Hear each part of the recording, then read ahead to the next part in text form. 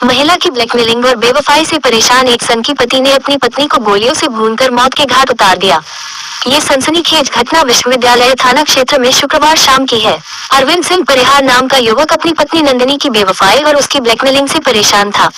महिला नंदिनी पहले से शादीशुदा थी। उसके पहले भी कई लोगों से संबंध रहे हैं। बीते कुछ साल से उसकी मुलाकात अरविंद परिहार नाम के युवक से हुई। अरविंद और नंदिनी दोनों पहले लिव इन रिलेशनशिप में रहे, उसके बाद दोनों ने आर्य समाज मंदिर में शादी कर ली। दोनों पहले से शादीशुदा थे। न तो अरविंद ने अपनी पत्नी को तलाक दिया और न ही नंदिनी ने अपने पूर्व पति को कोई तलाक दिया। बिना तलाक के ही दोनों ने आर्य समाज मंदिर में विवाह कर लिया। उसके बाद दोनों के बीच आपस में कई बार विवाद हुए। मामला पुलिस थाने तक पहुंचा। अरविंद ने नंदिनी को 1 साल पहले अपनी गाड़ी से कुचलकर मारने की कोशिश की थी। इस मामले में पुलिस ने आरोपी पति अरविंद के खिलाफ मामला दर्ज किया था। जब मामला न्यायालय में पहुंचा तो नंदिनी अपने पति अरविंद के खिलाफ दर्ज की गई एफआईआर को पुलिस द्वारा लिखी गई झूठी फिर करार दिया। इसके बाद दोनों कुछ समय के लिए अलग हो गए और फिर वापस सिरोल थाना क्षेत्र में किराए के मकान में नंदिनी अरविंद के साथ रहने लगी। लेकिन अरविंद को उसकी चाल चलन और चरित्र पर संदेह रहने लगा। दोनों में फिर अलगाव हुआ। मामला फिर से थाने की दहलीज तक पहुंच गया।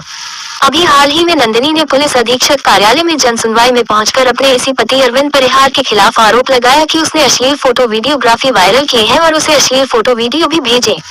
पुलिस इस घटना की जांच कर ही रही थी कि तभी अरविंद ने अपनी पत्नी नंदिनी को उस वक्त मौत के घाट उतार दिया जब वो पुलिस अधीक्षक कार्यालय से वापस लौट रही थी। वही रिक्शा में सवार थी और तभी अरविंद ने उसे रोका और रूप सिंह स्टेडियम और बाल भवन के बीच नंदिनी को 5 राउंड फायर कर गोलियों से भून दिया। हालांकि इस मामले में अब तक पुलिस इन्वेस्टिगेशन में जो बात निकाल कर सामने आई है कि नंदिनी पर भी पहले से कई आपराधिक वारदातें दर्ज थी। उसने अपने पूर्व पति की हत्या में 4 साल तक जेल भी काट चुकी है। आरोपी अरविंद परिहार ने जब मर्डर किया उस दौरान उसने फेसबुक पर आकर लाइव भी किया और सार्वजनिक तौर पर यह बताया कि उसकी पत्नी के कई लोगों से अनैतिक संबंध है। उसने किसी अंकुश पाठक और कल्लू नाम के युवक का जिक्र किया था। मृतक महिला नंदिनी पहले भी कई पुरुषों को इसी तरह से अपने प्रेम जाल में फंसाकर उनसे मोटा पैसा ऐंठती रही है। उनके खिलाफ उसने इसी तरह से दुष्कर्म आदि धाराओं में मामले दर्ज कराकर केस को रफा दफा करने के बहाने मोटा पैसा आया था। ऑफ द रिकॉर्ड पुलिस अधिकारियों ने बताया कि अरविंद महिला की ब्लैकमेलिंग से बहुत परेशान था। उसने नंदिनी को करने के लिए 3 महीने पहले प्लान तैयार किया था। इसके लिए बाकायदा उसने एक देसी कट्टा खरीदा और राउंड भी इकट्ठे किए। वह इसी मौके की तलाश में था कि कब वह नंदिनी को ठिकाने लगाएगा और शुक्रवार को यह मौका उसे मिल गया। उसने बिना देरी किए नंदिनी को सारे राह गोलियों से भून दिया और अपना बदला पूरा कर दिया। नंदिनी को 4 गोलियां लगी थी। उसको सिर, जबड़े और पेट में गोलियां मारी गई है। 2.5 घंटे उसने अपनी जिंदगी के लिए मौत से संघर्ष किया। आखिर में वह मौत के आगे हार गई। पुलिस ने सनकी अरविंद परिहार को बड़ी मुश्किल से काबू में किया था। पुलिस को उसे काबू करने में अश्रु गैस के गोले छोड़ने पड़े। इतना ही नहीं, पुलिस ने उसे पकड़ने के लिए बल प्रयोग भी किया। फिलहाल हत्यारा पति अरविंद सिंह परिहार पुलिस की गिरफ्त में है। पुलिस उसे न्यायालय में पेश कर रिमांड पर लेगी और उससे आगे की पूछताछ करेगी। वहीं नंदिनी के पिता और अन्य परिजन भी आज झांसी से ग्वालियर पोस्टमार्टम हाउस पहुंचे। पिता ने यहां अपनी बेटी का पक्ष लेते हुए आरोपी पर सख्त से सख्त कार्रवाई की मांग की है। पिता का कहना है कि आरोपी द्वारा लगातार उसकी बेटी को धमकाया जा रहा था। पूर्व से शादीशुदा होते हुए उसने इस बात की जानकारी छिपाई थी। अब पुलिस उनकी बेटी को इंसाफ दिलाए। ग्वालियर से गुड्डू सविता की रिपोर्ट। ब्रिजमोहन पिता है नंदिनी की। अच्छा। क्या प्रशासन से मांग कर रहे हैं कि मुझे न्याय मिलना चाहिए। क्या न्याय चाहती है? सजा दिलना चाहिए उसको जल्दी से जल्दी। अच्छा। साल हो गया। अच्छा। ये खैरोना। अच्छा।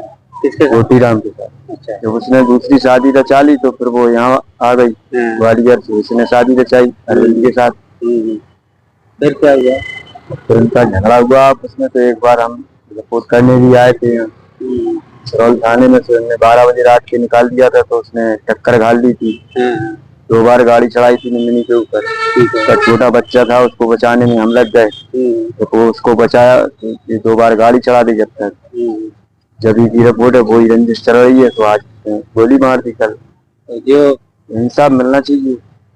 हाँ, बताया था पहले तो हम आए थे। हम बता नहीं रहे कि हमने रिपोर्ट भी करवाई थी। उन लोग पुलिस वालों ने 12 बजे रात के निकाल दिया था हम लोगों को। तो जब उसने 2 बार गाड़ी चढ़ा दी थी उसको छोड़ दिया था और हम लोगों को बाहर निकाल दिया था। इस साल होने जा रही होगी। सर्दी पड़ रही थी थोड़ी थोड़ी। जो उसने लोग लड़के लाए थे वो कौन लोग थे? वो जानते हैं। अच्छा। वो पुलिस के पास अभी भी गया। लोग आ गए जब से। तो अभी आप बरौल रहती हैं। ये कहाँ पड़ता है? झांसी से आगे है 50 किलोमीटर चिरगांव के पास। अभी 3-4 लोग। 3-4 लोग करेंगे। अब देखो कहाँ उतना तो पैसा है नहीं हमारे पास कि हम वहाँ तक ले जाएं। प्रशासन से मांग कर रहे हैं कि कोई गाड़ी दे दे तो हम ले जाएंगे। और अगर नहीं देते हैं, प्रशासन गाड़ी का इंतजाम नहीं कर रहे तो हम नहीं ले जा पाएंगे। कोई सुनाई नहीं की। पहले भी 12 बजे रात के निकलवाया तो जब भी एक्सीडेंट पुलिस के भी द्वारा हुआ। और पुलिस कोई 12 बजे रात के नहीं छोड़ता है, तो छोड़ता है तो उसे घर छोड़ता है, कोई रास्ते में नहीं छोड़ता है। तो पहले भी इसके नहीं तो जब उसने गाड़ी 2 बार चढ़ा दी थी, पहले नहीं थी जानकारी कि ये ऐसा करेगा। झगड़ा तो दोनों का होता है, सभी का होता है, लेकिन ये नहीं जान रहे थे कि ये गाड़ी चढ़ा देगा। गाड़ी चढ़ाने के बाद बच गई तो उसने गोली मार दी। तो एक लड़का है, वो कहाँ रहता है? वो हमारे पास है। अच्छा। 1-1.5 महीने पहले वो हमारे गांव छोड़ाई थी हमने कि यहाँ छोड़ जाओ तुम। यहाँ वो जॉब करती थी कहीं, ये भी पता नहीं है मुझे कि कहाँ क्या करती थी।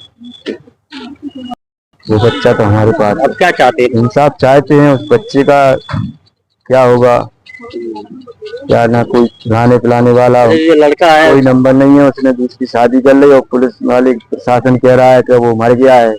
उसने दूसरी शादी कर ली, उसके बच्चे भी हैं, इसीलिए नंदिनी भगियाई थी। कैसे उसने शादी रचा ली थी, तो पुलिस वाले कह रहे हैं यहाँ के वो मर गया था इसलिए शादी की थी। ये दूसरी वो मरा नहीं है, आज भी जिंदा है। मर कैसे गया जब जिंदा है। थाना विश्वविद्यालय क्षेत्र अंतर्गत कल एक घटना हुई थी जिसमें एक पति द्वारा अपनी पत्नी की गोली मारकर हत्या कर दी गई थी।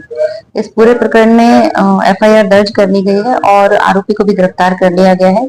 मृतिका को पीएम के लिए हमने पहले इलाज के लिए ले जाया गया था और इलाज के दौरान 2 घंटे बाद उनकी मृत्यु हो गई और उसके बाद अभी पीएम के लिए उनकी बॉडी रखवा दी गई है। परिजनों से संपर्क किया गया है, परिजनों के आने के बाद अग्रिम कार्रवाई की जाएगी। वर्तमान में जो मृतिका है वो अपने पति से अलग रह रही थी और किसी और के साथ रह रही थी, तो वही 2 लोग थे जिनके साथ वो भी दिल्ली में रहती थी और जॉब भी करती थी।